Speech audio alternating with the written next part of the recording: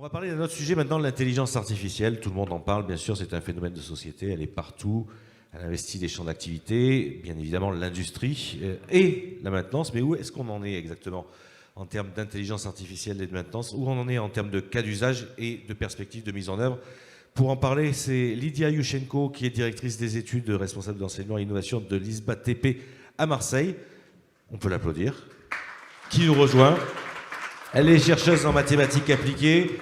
Elle a fait un certain nombre d'innovations quand elle était en poste dans une école d'ingénieurs à Toulon, l'ISEN, et elle a toujours œuvré, et elle continue de le faire, pour une pédagogie fondée sur l'interdisciplinarité, la curiosité scientifique et la compréhension critique des outils numériques. C'est donc la bonne personne pour nous parler du sujet IA dans la maintenance, mythe et réalité. Vous avez 20 minutes, Lydia. Merci beaucoup. Merci déjà pour cette belle introduction. Avant de commencer, je voudrais remercier les organisateurs de ce super événement qui nous permet d'échanger, de partager, de vraiment évoluer également, parce qu'on croise énormément de personnes avec plein d'expériences. Merci pour l'introduction de tout à l'heure sur la maintenance, parce que je pense que je vais continuer dans ce sens-là. Donc effectivement, je suis docteur en mathématiques et intelligence artificielle, mathématiques appliquées. Et toujours dans ma carrière, je rêvais, en étant étudiante, puis thésarde, j'ai toujours rêvé d'appliquer les mathématiques à ce monde réel, d'aider, d'évoluer, d'aller plus vite. Je me suis beaucoup inspirée d'Albert Einstein.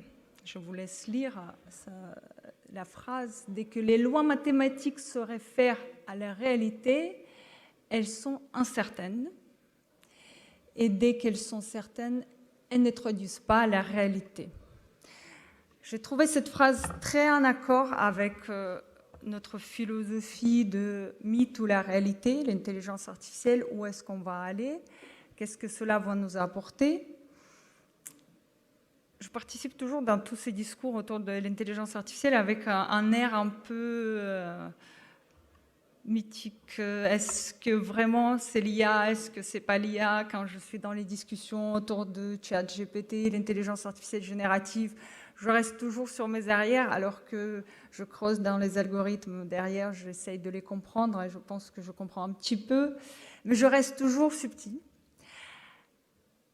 Maintenance, on est tous autour de la maintenance aujourd'hui. On voudrait voir, est-ce que l'intelligence artificielle pourra nous aider ou pas de révolutionner le monde?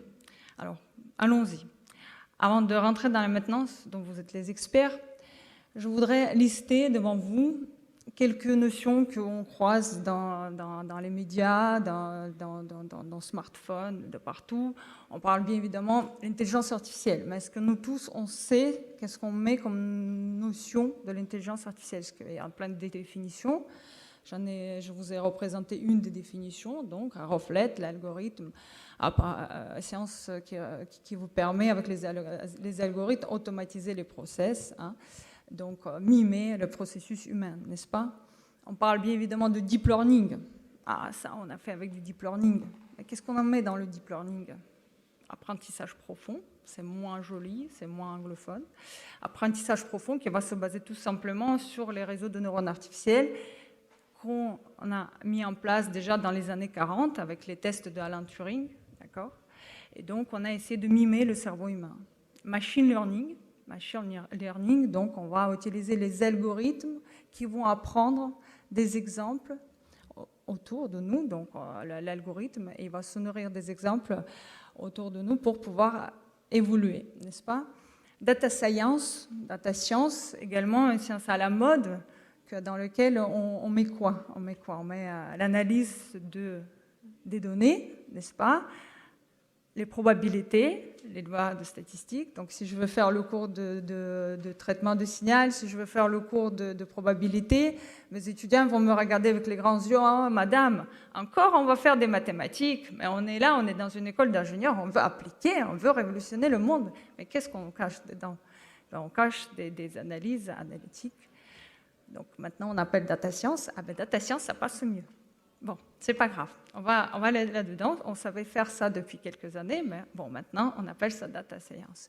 Bien évidemment, Les data mining, on va regrouper toutes les données et on va essayer de converger vers une conclusion concrète, n'est-ce pas? Et ensuite, bien évidemment, l'intelligence artificielle générative. Donc l'intelligence artificielle générative qui, en ce moment, nous rend... C'est bluffant, hein, quand on pose la question et on a une réponse absolument complète en quelques secondes, on réalise que c'est effectivement bluffant. Je suis d'accord avec vous, je ne suis pas contre, hein, attention, je ne suis pas contre, mais on va essayer de comprendre est-ce que cela va nous apporter quelque chose.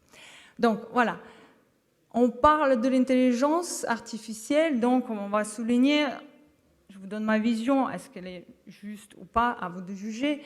Donc de manière générale, quand on parle de l'intelligence artificielle, de plus en plus, on parlerait de machine learning, on parlerait de deep learning, de l'IA générative qui prend de plus en plus de place dans ce monde-là. À côté de cela, il y a data science. Data science, ce n'est pas l'intelligence artificielle. Et l'intelligence artificielle n'est pas data science. Néanmoins, on parle souvent de ces deux sciences en parallèle. Pourquoi? Parce que quand on va faire de l'intelligence artificielle, quand on va prévoir les algorithmes qui nous permettront d'évoluer en fonction des exemples autour de nous. Les exemples, c'est quoi? Ce sont des datas. Donc, plus de données on aura, plus de connaissances on pourra apporter.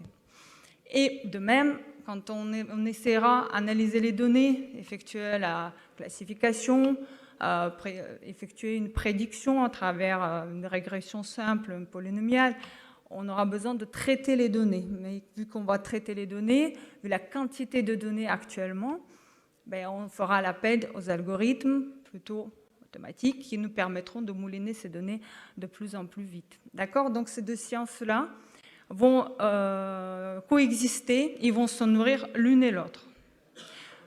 Notez cette information, s'il vous plaît.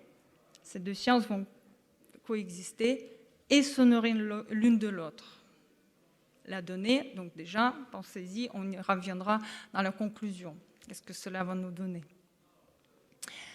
On parle de l'IA, l'intelligence artificielle. Bien évidemment, en fonction de comment on va la voir, cette intelligence, les algorithmes qu'on va mettre en place vont résoudre tel ou tel problème. D'accord? Donc, bien évidemment, il y a des différentes façons de voir l'intelligence, et des façons de définir l'intelligence. Je vous ai présenté ici 4 exemples. Bien évidemment, on ne va pas faire le cours de l'IA complète. 4 exemples, par exemple, créer des systèmes qui possèdent des comportements rationnels. À côté de cela, créer des systèmes qui pensent rationnellement. C'est à côté, hein, vous êtes d'accord? Dans un cas, on va suivre les lois de logique, oui ou non, noir ou blanc, 0 ou 1. Et dans un autre cas, on va utiliser le raisonnement de type si je me brûle en touchant une casserole chaude, le lendemain, je ne vais pas recommencer. On est d'accord? C'est plutôt rationnel. Et vaut mieux. Une autre vision qu'on a commencé à développer dans les années 40 avec les tests de Turing, c'est créer des systèmes qui se comportent comme un être humain. Donc on va tester, c'est ce qu'on voit actuellement quand on discute avec un autre IA génératif, que ce soit ChatGPT ou un autre système de ce type-là. En face de nous, on aura les réponses. Ah il m'a répondu, on dirait vraiment que c'est un humain qui m'a répondu. Voilà, donc effectivement, on a toujours rêvé de créer des systèmes qui simulent le raisonnement humain. Et bien évidemment, ensuite, la quatrième façon, donc, les systèmes qui pensent comme des êtres humains, donc science de pensée, de connaissance humaine. D'accord? Pourquoi je souligne cet aspect-là?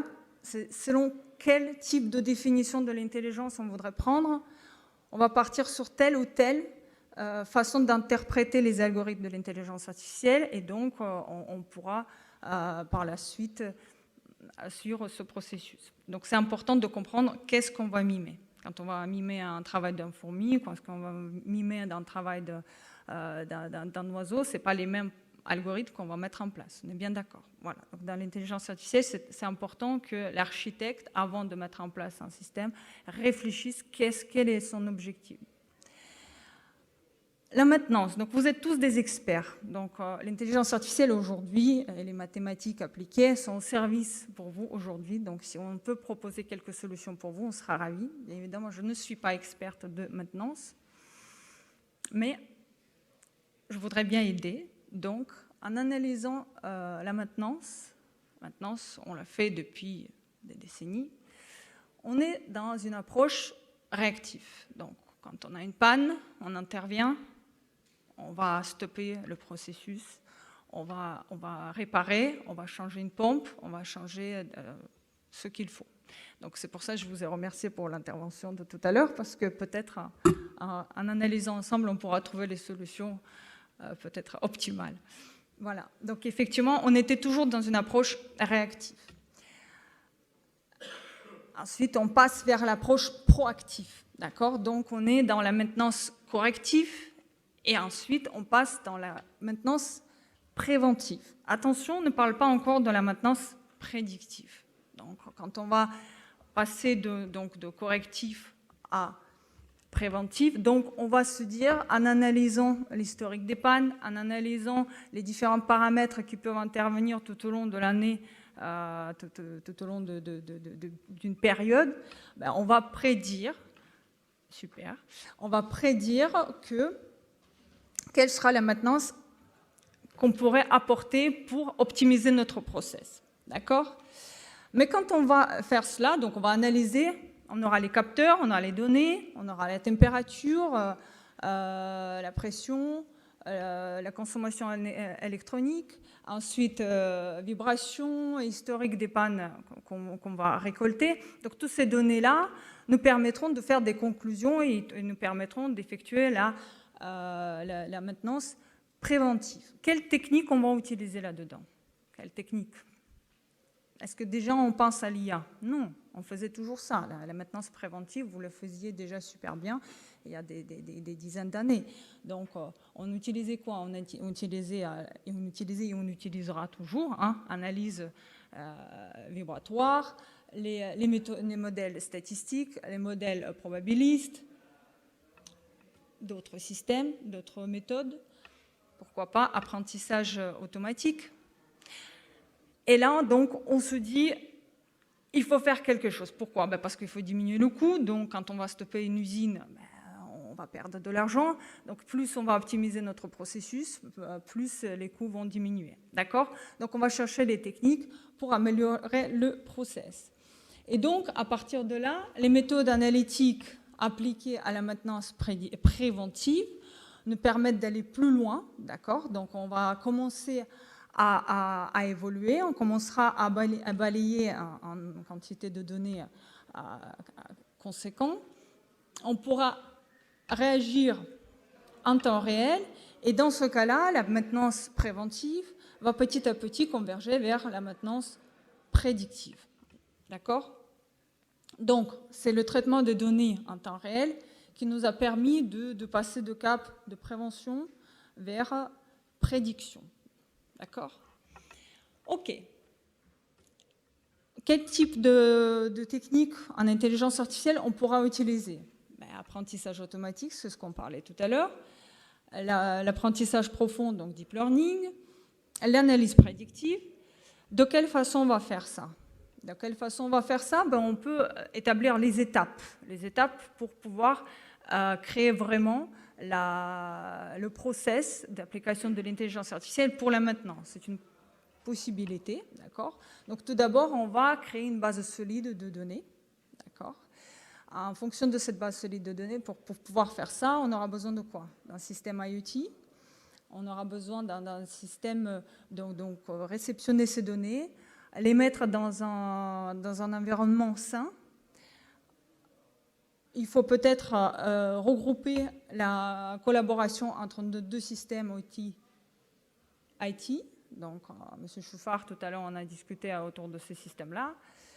C'est très important parce que ces deux mondes-là ne peuvent pas exister séparément, parce que quand on va mettre en place les moyens de l'intelligence artificielle, il faut bien que ces deux mondes-là communiquent. La qualité des données. Bien évidemment, on va vérifier la qualité des données, parce que si les données qu'on va récupérer ne sont pas de bonne qualité, s'ils ne sont pas viables, ben, tous les modèles qu'on va mettre dans l'étape numéro 3, le modèle d'intelligence artificielle, modèle d'apprentissage automatique qu'on va mettre en place, ben, vont nous donner les résultats qui sont fous.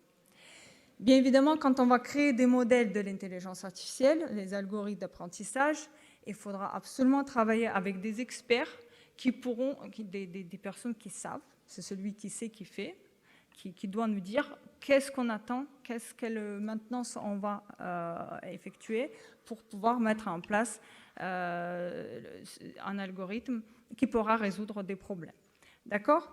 Je ne sais pas si vous avez remarqué, dans toutes les parties qu'on balaye ensemble, il y a toujours un élément qui ressort. Je ne sais pas si vous voyez lequel, c'est la donnée.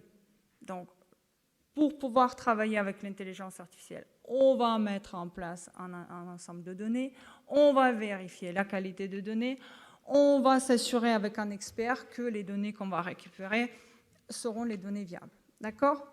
Les algorithmes, on sait les faire. Les algorithmes, on sait les faire depuis, encore une fois, des années 40. D'accord ? Pourquoi maintenant l'intelligence artificielle est devenue aussi accessible à nous? Parce que la puissance de calcul est devenue, elle nous a permis d'aller plus loin, d'aller plus vite et de maîtriser mieux. Attention, ce n'est pas parce qu'on va plus vite qu'on doit perdre en qualité. Les supercalculateurs qu'on a à ce jour sont tellement puissants que maintenant, on n'a pas assez de données pour nourrir des systèmes d'entraînement des modèles de l'intelligence artificielle. Et donc, qu'est-ce qu'on fait actuellement? On crée des données, ce qu'on appelle les données synthétiques. On n'a pas beaucoup de temps pour rentrer dans le sujet, mais quand on crée les données synthétiques sont créées, pas par nous, mais par l'intelligence artificielle. Quand ces données sont créées par l'intelligence artificielle, est-ce que nous, les humains, est-ce qu'on est capable de vérifier que la donnée qui est créée, elle répond vraiment à notre besoin et est-ce que c'est vraiment la donnée de qualité qu'on pourra réutiliser dans notre système d'entraînement? À un moment donné, ça nous dépasse, ce qui est normal. Mais si on perd cette maîtrise de données, on perdra la maîtrise de systèmes intelligents qu'on va mettre en place. Donc cette vigilance doit être toujours présente quand on va mettre en place un système intelligent, d'accord, un système d'intelligence artificielle. J'ai balayé ensuite pour vous la réalité du terrain, mais ce que vous savez effectivement avec les capteurs, avec les données, on peut prédire, on peut diminuer les pannes, on peut diminuer les coûts, on peut même effectuer la prédiction de temps de vie de notre système, de notre pompe. On peut faire ça, on sait le faire, d'accord? Néanmoins, il faut absolument se dire l'intelligence artificielle ne donnera pas la réponse à tout. Et les algorithmes de l'intelligence artificielle ne remplaceront en aucun cas les méthodes analytiques qui nous permettront de vérifier que les données qu'on récupère, les données viables que l'expert nous souligne, sont vraiment correctes. Donc peut-être il faut faire en deux phases. Il faut vérifier sur les sets de données qu'on a, vérifier la maintenance préventive, parce que on sait où on va. Et ensuite, une fois qu'on a appliqué cette technique-là, on peut aller plus loin et maîtriser avec les techniques de méthodes prédictives. D'accord ? Donc, en conclusion, bien évidemment, l'intelligence artificielle va nous aider, va nous offrir des moyens extraordinaires. Il ne faut pas refuser l'utilisation des algorithmes de l'intelligence artificielle, ce n'est pas ce que j'ai dit. Néanmoins, il faut rester toujours vigilant. Il faut que les experts maîtrisent toujours ce qu'ils font. Il faut que les experts jugent toujours sur la qualité des choses, des qualités des données. D'accord ? Et encore une fois, quand on revient vers le slide que je vous ai montré, où on a deux blocs, l'intelligence artificielle et la data science, vu que l'intelligence artificielle va utiliser les données pour nous donner des résultats, pour nous prédire des solutions, si les données qu'on va piocher dans notre monde de sciences des données ne sont pas correctes, bien évidemment, tout ce qu'on va entraîner, tout ce qu'on va prédire ne sera pas fiable. D'accord ? Nous, dans notre école, on travaille dans notre laboratoire de recherche sur la maintenance avec du BIM. Donc, on crée des maquettes numériques dans lesquelles on va intégrer des capteurs. Avec ces capteurs-là, on sera capable de récupérer les données de notre maquette numérique d'un ouvrage, que ce soit bâtiment, que ce soit une usine, etc., etc. Et ensuite, la fois d'après, une fois qu'on a réceptionné ces données, on pourra remettre en place des méthodes de l'analyse prédictive pour pouvoir automatiser le process de manière fiable. Donc, la réalité. Donc, la réalité, c'est qu'il faut aller en avant, il faut utiliser les moyens de l'intelligence artificielle. La réalité, c'est que c'est pas parce que tout va trop vite qu'on doit fermer les yeux et utiliser des données de mauvaise qualité. Donc, il faut être vigilant, vérifier. Encore une fois, même si ce sont des approches numériques, empiriques, il faut toujours trouver les moyens de vérifier ce qu'on fait malgré le temps qui passe. Merci beaucoup. Merci.